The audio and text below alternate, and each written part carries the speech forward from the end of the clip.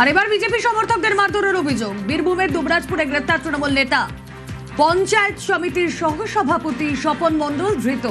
ধৃতের ছেলেকেও গ্রেপ্তার সদাইপুর থানার পুলিশের। কি অভিযোগ? অভিযোগ হলো বিজেপি সমর্থকদের মারধর করা হয়।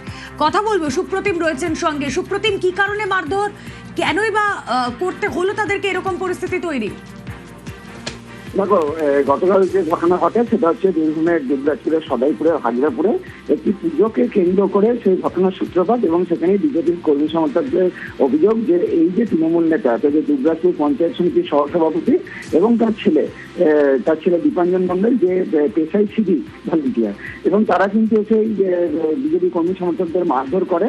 এবং এই ঘটনার পরে কিন্তু সদাইপুর থানার পুলিশ আসে এবং ঘটনাস্থলে এসে পরিস্থিতি সামাল দেয়, এবং দুজনকে পুলিশ তখন নিয়ে যায় গতকাল রাত্রেবেলায়। এবং একটা সকালবেলায় তাদেরকে গ্রেপ্তার করা হয় এবং তাদের দুবরাজপুরে যে হাসপাতাল আছে সেখানে তাদের স্বাস্থ্য পরীক্ষা করা হয়, এবং আজকে তাদেরকে শিউরি আদালতে তোলা হলে সদাইপুর থানার পুলিশ 7 দিনের পুলিশ হেফাজত চাইলে 4 দিনের পুলিশ হেফাজতের নির্দেশ দেওয়া হয়েছে।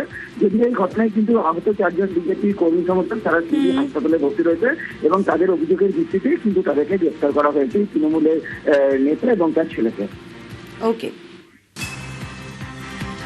বোম বাস্টিং করেছিল এবং ঘর বাস্টিং করার ফলে পুলিশ গিয়েছিল। আমি এফআইআর করেছিলাম, যাদের নাম তাদেরকে তো অ্যারেস্ট করলো না। তারপরে ওরা চারিদিক থেকে বোম, তারপরে ড্রিল মেরে ঘরটাকে দেখেনগা একদম ভেঙে তছনছ করে দিয়েছে। হাত করা কেন? কারণ আমরা টিএমসি করি, এইটাই হচ্ছে মেন কারণ।